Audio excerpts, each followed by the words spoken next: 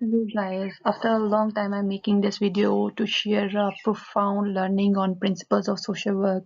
So without wasting enough time, we are getting to our point, which is today we are going to discuss about the principles of social work, the guiding beliefs that shape ethical effective practice in helping professions.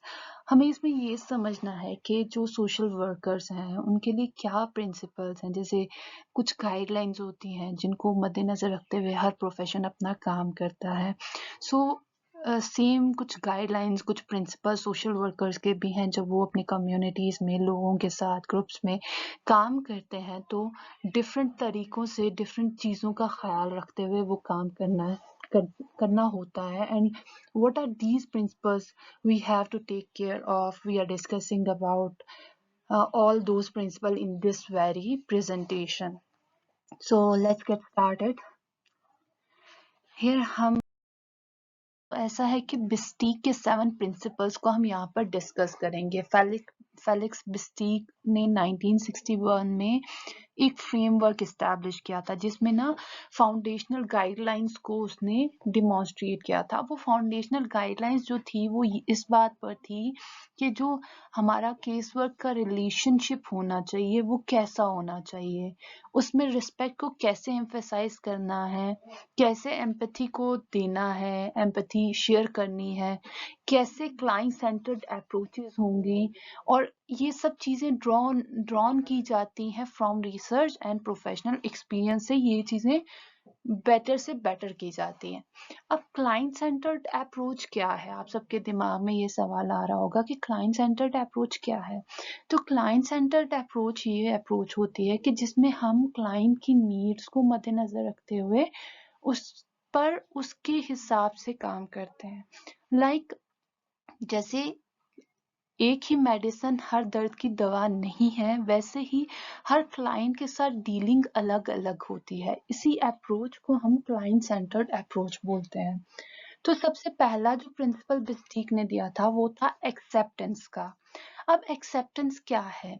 Acceptance ये है कि as the client came to the social worker और the consultant, उसको as it is उसको accept करना है कि client को बिना किसी कंडेमनेशन के, बिना किसी जजमेंट के उसको एज इट इज एक्सेप्ट करना है कि this is my client, without any judgement, without being biased. Then comes individualisation. अब इंडिविजुअलाइजेशन हम जानते हैं कि we are humans and every human is different from the other human. तो अब इस ह्यूमन को जो आपके पास हेल्प के लिए आ रहा है उसको एज अ यूनिक पर्सन पहचानना, उसकी नीड्स को समझना, उसकी लाइफ के सर्कमस्टांसेस को देखना, उसकी सिचुएशन को जानना, ये इंडिविजुअलाइजेशन की कैटेगरी में आता है। Then came expression of feelings. अब जो केस वर्कर के पास क्लाइंट आ रहा है तो केस वर्कर का ये फर्ज बनता है कि एक ऐसा एटमॉस्फेयर क्रिएट करे जहां पर क्लाइंट जो है वो बहुत सेफ फील करे और वो अपने इमोशंस को फ्रीली डिमॉन्स्ट्रेट कर पाए, बता पाए। That is all the need of this principle, expression of feelings. Came acceptance in practice. Practice में एक्सेप्टेंस को कैसे लाया जाए? अब इसके लिए एक सोशल वर्कर के लिए ज़रूरी है कि वो क्लाइंट को एज इट इज़ परसीव करे, उसे समझे और उससे उसके ऑथेंटिक स्टेट में ही उसके साथ इंगेज हो जाए। और ये बातें समझते हुए कि इस सर्टन पर्सन की सर्टन स्ट्रेंथ्स हैं, कुछ लिमिटेशंस हैं, और बिना किसी हॉस्टिलिटी के या मोरल रिप्रोच के उसके साथ वो इंगेज हो जाए। मोरल रिप्रोच ये रहेगी कि if he is judging about a certain behavior of the client, that these are good and these are bad, that is not allowed in social work. You have to accept the client as he or she is without any judgment of moral character. So this principle, जो ये वाला principal थोड़ा सा complicated भी है in this way कि it doesn't mean कि आप उसके हार्मफुल बिहेवियर को भी अप्रूवल दोगे। इट मीन्स कि आप बिल्कुल न्यूट्रल रहोगे। There would be nothing like good और bad while conducting the session with that client. और उसमें आप क्या करोगे कि उसको सेल्फ एग्जामिन करने दोगे ताकि वो खुद समझे कि उसके लिए क्या अच्छा और क्या बुरा है, और कोलैबोरेटिवली आप लोग वो प्रॉब्लम सॉल्व कर पाओ। इस एक्सेप्टेंस इन प्रैक्टिस के लिए कोर बिलीफ ये है कि सब क्लाइंट्स को वैसे ही देखना जैसे वो हैं, और हर एक को रिस्पेक्ट इनहेरेंट करना, worthy of their, like every person is worthy of their presence without being like उनके फ्लॉज को भी साथ में समझते हुए देन इम्पैक्ट आता है। रिसर्च ने ये बताया है कि जो भी सोशल वर्कर्स एक्सेप्टेंस को प्रैक्टिस में लाते हैं तो उससे ये होता है कि जो भी क्लाइंट्स रहते हैं वो बहुत सारी वल्नरेबिलिटीज को एक्सप्लोर कर पाते हैं, और सर्विसेज में जो भी ये सोशल वर्क की सर्विसेज हैं इनमें इंगेज रहते हैं। So here come individualization.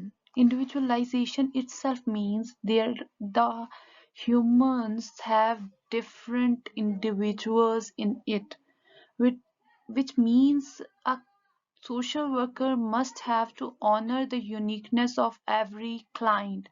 Her client की अपनी ना सिंगुलर एंटिटी होती है, अपनी उसकी एक इंडिविजुअलिटी होती है, और उसकी अपनी डिफरेंट नीड्स होती हैं, डिफरेंट सोशल बैकग्राउंड से वो आता है, डिफरेंट पोटेंशियल्स, डिफरेंट स्ट्रेंथ्स होती हैं उसकी, और डिफरेंट लिमिटेशंस होती हैं। अब इन सब के होते हुए ऐसा होता है कि जैसे नीड्स डिफरेंट हैं वैसे ही उसके लिए हमें अप्रोचेस और इंटरवेंशंस भी डिफरेंट करने होंगे। जैसे एक साइज तमाम ह्यूमंस को फिट नहीं होता, वैसे ही एक ही सिंगल अप्रोच या इंटरवेंशन तमाम ह्यूमंस के लिए, तमाम क्लाइंट्स के लिए काम नहीं करेंगी। अगर मैं ये कह रही हूँ कि जिस तरह से इंडिविजुअल्स की वैरायटी है वैसे ही हमें इंटरवेंशंस और अप्रोचेस की वैरायटी क्रिएट करनी पड़ेगी, then it becomes a bit complicated for a social worker to conquer it. तो उसके लिए क्या होता है कि एक स्ट्रैटेजी होती है, एक प्लान स्ट्रैटेजी होती है जिसके थ्रू हम जाते हैं और चीजों को समझकर स्ट्रैटेजी प्लान करते हैं। क्या होता है कि सबसे पहले हम एक थॉरो असेसमेंट करते हैं, और उस थॉरो असेसमेंट में क्या करते हैं कि हम एक comprehensive टेस्ट करते हैं। comprehensive test might it would be a written like assessment or an assessment via interview with the person, with that client, जिसमें हम उसकी बायोसाइकोसोशल evaluation करते हैं। ठीक है, उसके बाद एक टेलर्ड प्लानिंग का स्टेज आता है जिसमें एक प्लानिंग को सेटअप किया जाता है कि उस बंदे की, उस क्लाइंट की कल्चरल बैकग्राउंड को ध्यान में रखते हुए, उसकी पर्सनल हिस्ट्री को ध्यान में रखते हुए इंटरवेंशन को कस्टमाइज किया जाता है कि हम ये वाला इंटरवेंशन इसके साथ करने वाले हैं। The case worker is going to intervene with this intervention with the client. Then ongoing adaptation होती है। ऑनगोइंग अडेप्टेशन ये है कि जो जो प्रोसेस आगे जाता है, क्लाइंट जो है वो बेटर होता है, ग्रो करता है, तो वैसे वैसे अडेप्टेशन चेंज होती जाती है, because he is recovering or he is healing or he is doing he is getting better, growing day by day. So here the changes evolve and approach also evolves, और उसी को हम कहेंगे कि ongoing adaptation साथ साथ होती रहती है। Then comes communication and confidentiality. अब कम्युनिकेशन बहुत ज़रूरी है to understand the client, to assess him and to help him with the thoroughful support. तो उसके लिए क्या होता है कि एक तो पर्पसफुल एक्सप्रेशन ऑफ फीलिंग्स हो। क्लाइंट की एक इनेट नीड होती है कि उसे अपने जो इमोशंस हैं उनको वर्बलाइज करना, और ये उसका राइट भी है। तो उसको एक ऐसी सेफर प्लेस चाहिए होती है जिसके बारे में हमने पहले भी बात किया, जहाँ पे सेफर स्पेस चाहिए होती है जहाँ पर वो अपने ख्यालात को, अपने जज्बात को बयान कर सके। तो सोशल वर्कर वहां पर प्रॉपरली उसको लिसन करता है with the purpose, because he is she is going to help the client. तो वो वहां पर पर्पसफुली उसे सुन रहा होता है, और जहां जहां पर जरूरत पड़ती है वहां पर इंकरेजिंग एक्सप्रेशंस भी देता है to facilitate this therapeutic catharsis. ये जो कैथारसिस चल रहा होता है, ये जो बातचीत चल रही होती है, इसको फैसिलिटेट करने के लिए कि वो अपनी नीड्स को, वो अपने इमोशंस को क्लाइंट ज्यादा से ज्यादा डिमॉन्स्ट्रेट करे, एक्सप्लेन करे, उसके लिए बार बार जो है इनकरेजिंग एक्सप्रेशंस का यूज करता है हमारा सोशल वर्कर। और इसमें क्या होता है कि इसमें रॉ इमोशंस को जब आप उसको सुन रहे हो तो आपका पर्पस ये होता है कि इन रॉ इमोशंस को कैसे आप एक्शनेबल स्ट्रेटजीज में बदलोगे, एंड देन इसकी एंजाइटी जो है रिड्यूस करने के लिए और स्ट्रॉन्गर अलायंसेस बनाने के लिए आपको वर्क करना होता है। तो इन पर्पसेस को लेकर आप उसकी बात को बड़े गौर से सुन रहे होते हो। Then comes confidentiality. अब जैसे हमने पहले भी डिस्कस किया था कि क्लाइंट को एक सेफर स्पेस चाहिए होता है to verbalise his her emotions. अब जब वो इमोशंस वर्बलाइज कर रहा है तो उसके जो वो इमोशंस या जो वो इंफॉर्मेशन आपसे शेयर कर रहा है उसको सैक्रेड रखना, उसको प्रिजर्व करना विद सैक्रेसी, ये एक सोशल वर्कर का एथिक है, एक प्रिंसिपल है जो सोशल वर्कर को करना होता है। और without the consent of that client आप उसको किसी के सामने एक्सप्लिसिट भी नहीं कर सकते हो, अनलेस के कोई लीगल इम्पेरेटिव हो, लाइक कोई लीगल वजह हो जिसकी वजह से आपको इसको शेयर करना पड़े, उसके अलावा आप ये शेयर नहीं कर सकते without the prior consent of that client. अब एसेंशियल फॉर अनइनहिबिटेड शेयरिंग, इसमें एक्सटेंड्स अब तो एक्सटेंड हो गया और डिजिटल रिकॉर्डिंग भी होती है, तो डिजिटल रिकॉर्डिंग करनी पड़ती है इन मॉडर्न प्रैक्टिसेस। और इस तरह से इस कॉन्फिडेंशियल इन्वायरमेंट में क्या होता है कि ये डिस्क्लोजर को बूस्ट करता है बाय 40%। लाइक क्लाइंट यहाँ पर सेफ फील करता है और वो ऑलमोस्ट 40% मोर रिलायबल होकर डिस्क्लोज कर पाता है अपनी बातों को, अपने इमोशंस को, अपनी प्रॉब्लम्स को। We are going to talk about the self determination. अब यहाँ पर क्या होता है कि every individual has the right कि वो डिसाइड करे क्या उसके लिए अच्छा है और क्या अच्छा नहीं है, क्या अप्रोप्रिएट और क्या उसे नहीं करना चाहिए। अब यहाँ पर सोशल वर्कर क्या करते हैं, they only support and guide their client to develop the insight, कि उनके अंदर वो पैदा करें ये बात समझने का, like what you can say is flame के how to encourage autonomous decision making. ठीक है, तो इसमें क्या होता है कि एक तो इंसाइट डेवलपमेंट होती है, दूसरा गाइडेड सपोर्ट होता है और तीसरा एम्पावर्ड चॉइसेस होती हैं। यहाँ पर सोशल वर्कर क्लाइंट की हेल्प करते हैं कि वो अपनी सिचुएशन समझें करेक्ट पर्सपेक्टिव में, not in some fantasy or some other word, just in the real scenario what their current situation या सोशल सिचुएशन या वो समझने में सोशल वर्कर क्लाइंट की हेल्प करते हैं। फिर उसको गाइडेड सपोर्ट देते हैं बाय इन्फॉर्मिंग कि यू कैन डू दिस और यू कैन डू दैट और you can make your decision this way और दैट वे, वैसे हेल्प कर सकते हैं। और तब वो एम्पावर करते हैं चॉइसेस बनाना, कि इनकरेज करते हैं टू दैट क्लाइंट कि वो अपने डिसीजंस ले और खुद कुछ अच्छा और एक्सेप्टेबल डिसीजन ले पाए। क्लाइंट इसके लिए उसको लाइक इनकरेज करते हैं। ठीक है, डिफरेंट ऑप्शंस के जरिए, डिफरेंट एग्जांपल्स के जरिए, डिफरेंट मोटिव्स के जरिए उसको इस चीज पर क्लाइंट को इनकरेज करते हैं कि वो कोई एक एक्सेप्टेबल डिसीजन ले ले। Then we are going to talk about the non-judgmental attitude, which is the most important part of social worker. Like he must have to maintain an attitude which is totally non-judgmental and unbiased. अब क्या होता है कि social work जब अपना professional relationship start करते हैं तो वो स्टार्ट ही तब होता है जब वहां पर कोई बायसनेस नहीं होगी, जब वहां पर कोई भी जजमेंटल एटीट्यूड नहीं होगा और वहां पर कोई भी क्लाइंट के बारे में वो अपनी ही ओपिनियंस नहीं बनाते, चाहे वो अच्छी हो या चाहे वो बुरी हो, वर्दी हो या अनवर्दी हो, कोई भी ऐसी राय कायम नहीं की जाती। अब व्हाई इट मैटर्स, एक non judgmental attitude social worker का toward the client is the most important thing. Why? Because it mitigates power imbalances. ये power imbalance करता है और यहाँ पर honest dialogue रहता है between the two, जिसकी बहुत ज़्यादा need है to work with that client.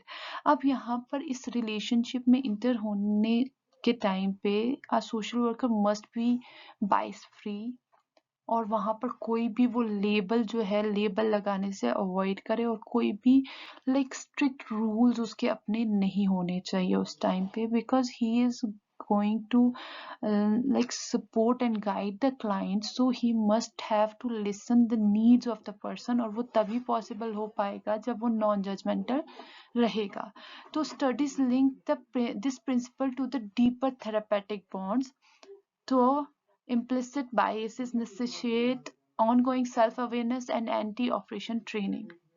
अब इसको इन प्रैक्टिस रखना होता है, क्योंकि इसके क्या होता है कि जो क्लाइंट है, ये देखा गया है कि क्लाइंट जो है वो अपनी जो हिस्ट्रीज होती हैं उनको फैक्चुअली बयान कर पाते हैं, क्योंकि उन्हें पता होता है कि वहां पर उन्हें कोई भी मॉरली जो है वो जज नहीं कर रहा है. और ये NASW जो national association of social work की गाइडलाइंस है, उसके अकॉर्डिंगली भी ये कहा गया है कि हिस्ट्रीज को फैक्ट्स के बिना पर जज किया जाए, ना कि मोरल्स के बिना पर. Then there came the controlled emotional involvement. Like when social worker and the client are working on the same objective, like they are having talks and they are getting to know each other with their needs. So in that way the social worker must have to balance the emotional involvement he is involving or she is involving within that client. उसमें क्या होता है कि उसको balance करना है empathy को अपने प्रोफेशनल ऑब्जेक्टिव के साथ, कि मेरा प्रोफेशनल ऑब्जेक्टिव इस क्लाइंट के साथ क्या है, तो मैंने एम्पैथी उतनी ही रखनी है, उससे ज्यादा या उससे कम नहीं रखने की जरूरत है. इससे क्या होता है कि एक रीजनेबल इमोशनल डिस्टेंस जो है वो कायम रहता है between both the persons, the client as well as the social worker, जिसकी वजह से ये होता है कि वो सोशल वर्कर क्लाइंट के साथ सिंपैथाइज तो कर पा रहा होता है डिफिकल्ट सिचुएशंस में, बट उस सिंपैथाइज करने के टाइम पे वो उन फीलिंग्स को अपने नर्व्स पर सवार नहीं कर रहा होता. अब ये क्यों जरूरी होता है? क्योंकि यहाँ पे 3 चीजें आती हैं. 1 that is sensitivity, second is understanding and third is response. अब सेंसिटिविटी क्या है कि क्लाइंट के जो इमोशंस हैं उनको समझना और उनको रिस्पॉन्स करना, what he is trying to say, उस चीज को समझना और उसको रिस्पॉन्ड करना. देन अंडरस्टैंडिंग में क्या होता है कि एम्पैथी को कैसे इंटीग्रेट किया जाए और उसमें ये भी हो कि कुछ डिटैचमेंट भी रहे, यानी ऐसा नहीं हो कि if the client is sad तो सोशल वर्कर भी पूरा सैड हो जाए. He had to show the respect to that feeling of the client sadness, but he had not to get involved emotionally into that thing, because इससे क्या होगा कि वो अपनी प्रोफेशनल पर्पस से दूर हो जाएगा. इसलिए एम्पैथी को एक थोड़ी सी डिटैचमेंट के साथ उसको इंटीग्रेट करना है. Then the third thing is response. अब रिस्पॉन्स में क्या होगा कि अब आपको जो आपका क्लाइंट है उसके पेन को वैलिडेट तो करना है, मगर उसको पर्सनलाइज नहीं करना है, उसको अपने अंदर एब्जॉर्ब करके डिस्ट्रेस नहीं होना है, because you have to provide the help and guidance. If you yourself are getting involved into that emotion, then how you can help the client to heal out of it. So a controlled emotional involvement is too important for a social worker via dealing with the client. Now, all these principles which which we have discussed right now, which we are talking about throughout the presentation, are interconnected. One is there is no mean of one principle without the other one. So इन सब को हम क्या कहते हैं कि ये interconnected principle है. Like you have to accept that individual, उसके साथ आपको trust जो है वो बनाना है. Then you have to accept its individualization, उसकी वजह से आपको उसके साथ टेलर अप्रोचेस करनी है. फिर आपको उसको साथ कम्युनिकेट करना है ताकि वो अपने जो उसके जो एक्सप्रेशंस हैं को आप फैसिलिटेट कर सकें। देन आप उसके साथ कॉन्फिडेंशियलिटी बनानी है ताकि जो उसकी प्राइवेसी है वो प्रोटेक्ट रह सके, और वो इस बात पर उसको इस बात पर पूरा ट्रस्ट हो कि आप उसकी प्राइवेसी को प्रोटेक्टेड रखेंगे, सेक्रेट रखेंगे। Then there is the balance कि आपकी ऑब्जेक्टिविटी क्या है, आपका पर्पस क्या है, इस क्लाइंट के साथ आप किस मुद्दे पे काम कर रहे हैं, and how you have to maintain the emotional distance or emotional detachment with that person. So here is this thing about these interconnected principles. And then now this is the last slide of this presentation, which is modern relevance. अब modern relevance हम इन सब principle और ethics की discuss करेंगे। इसमें क्या है कि जो ग्लोबल स्टैंडर्ड्स हैं लाइक NASW और IFSW, that is national association of social work and international federation of social work, इनकी जो कोड ऑफ एथिक्स है, बिस्टिक के प्रिंसिपल इनके कोड ऑफ एथिक्स के साथ अलाइन करते हैं, ठीक है। और इसमें क्या है कि ये इक्विटी को प्रोमोट करते हैं along across the diverse population. अब उसमें क्या होता है कि जैसे I think you all may have known about equity, which is a totally different term from equality. But for your information, I'm repeating over here. That is, equity is something out of need. For example, in a room full of people, you are providing the person the things which are needful to them. And equality is when you are providing all the person with the same things. For example, इस room में एक बच्चा है जिसे specs की जरूरत है, तो आप उसे स्पैक्स प्रोवाइड करते हो, और दूसरा बच्चा उसको खाने की जरूरत है तो आप उसको खाना प्रोवाइड करते हो। अब ये आपने according to the need of that children किया है, तो इसको हम इक्विटी कहते हैं। मगर अगर आप दोनों बच्चों को खाना प्रोवाइड करते हो, that is equality. So, sorry for getting away from the point, but here I think it was necessary to explain the word equity to you all. Then ये है कि evidence ने suggest किया है कि जो clients के outcome है वो enhance होते हैं जब भी हम ये इन प्रिंसिपल्स का यूज करते हैं, जिसकी वजह से वो अपने आप को प्रायोरिटाइज कर पाते, डिग्निटाइज कर पाते और ऑटोनमस बनते हैं। और इसके साथ साथ ये भी हुआ है कि इन सब प्रिंसिपल्स ने लोगों के स्टिग्मा को दूर किया है, जिसकी वजह से वो अपने जो इमोशंस हैं उनको बयान नहीं कर पाते थे। Now they are easily expressive to the people which they found helpful. Then there are some contemporary challenges which are that की implementation worldwide different है इन principles की। अब वो different क्यों है? क्योंकि हर place का cultural context मुख्तलिफ है, वहाँ पर legal constraints हैं जिसकी वजह से वो चीजें different होती हैं। कई जगहों पे जैसे चाइल्ड प्रोटेक्शन देखने में आया है, चाइल्ड प्रोटेक्शन का हाई स्टेक इन्वायरमेंट होता है, और इसकी वजह से सेल्फ डिटर्मिनेशन और सेफ्टी मैंडेट्स जो है इनमें कन्फ्लिक्ट आ गया है। इसी तरह ट्रेनिंग प्रोग्राम्स जो हैं वो ग्लोबली इंटीग्रेट होते हैं, जिसमें इन प्रिंसिपल को कल्टिवेट तो किया जाता है मगर इनको डिफरेंटली इक्विप्ड किया जाता है कि हर डिफरेंट वे में इसको like the persons who are going to be train with this programme, उनको डिफरेंटली इक्विप्ड किया जाएगा। विद दिस आज का सेशन खत्म होता है। Do let me know in the comment box कि आपको मेरी ये कोशिशें कैसी लग रही है। I am just trying to share my knowledge with you all, and do let me know if there is some specific topic on which you wanted me to make a video. I'll try to do my best, and I will be surely waiting for your feedbacks. Thank you. Bye bye. Take care till the next video, and happy learning.